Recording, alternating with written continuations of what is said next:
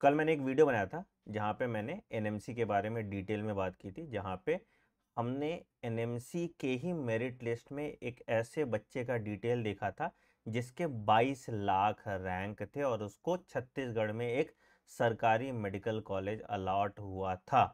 आज मैंने इस पूरी लिस्ट को खंगाला और जाके देखा कि लगभग 18 ऐसे स्टूडेंट्स हैं जो नीट क्वालिफाइड नहीं थे, उनको बहुत अच्छे गवर्नमेंट कॉलेजेस अलॉट हुए हैं। जैसे आप देखोगे यहाँ पे महाराष्ट्र का एक बच्चा है, 13,95,000 रैंक है और उसको टोपी वाला नेशनल मेडिकल कॉलेज मिला है। फिर सेम ट्रेंड आपको तमिलनाडु में देखने को मिलेगा, बंगाल में देखने को मिलेगा, कर्नाटका में देखने को मिलेगा, गुजरात में देखने को मिलेगा, अरुणाचल प्रदेश में देखने को मिलेगा और बंगाल में देखने को मिलेगा और छत्तीसगढ़ में भी यही चीज देखने को मिलता है। तो ये उन बच्चों के रैंक है जिन्हें 13 लाख से ज्यादा रैंक है और उनको एक सरकारी मेडिकल कॉलेज अलॉट किया गया है। हालांकि जब हम ओवरऑल एलिजिबिलिटी क्राइटेरिया पढ़ेंगे तो यहां साफ लिखता है कि जनरल कैटेगरी के लिए 50 परसेंटाइल होना चाहिए, आपका ईडब्ल्यूएस के लिए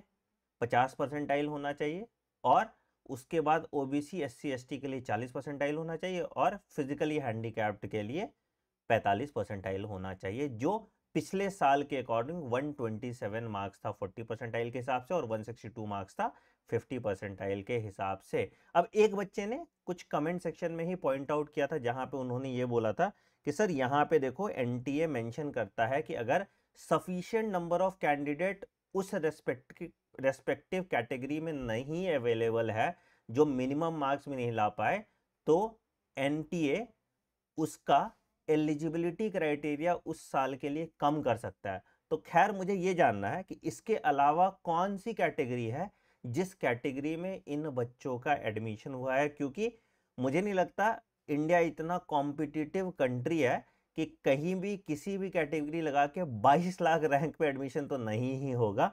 तो ये मुझे जानना था और इसके लिए मैंने एक आरटीआई भी लगा दी है। आज ही मैंने देखोगे आप, मैंने एक आरटीआई लगाई है, यहाँ पे देखो आप, मैंने एनएमसी को इसमें बताया है।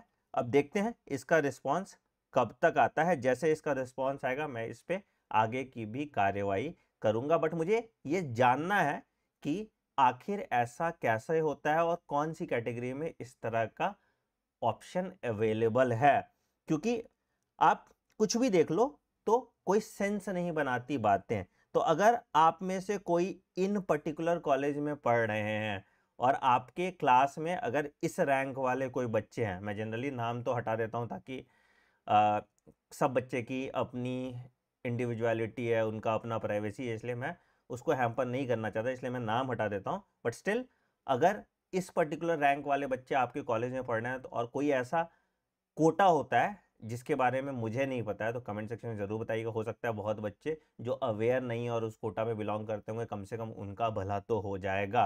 On that note I am ending video.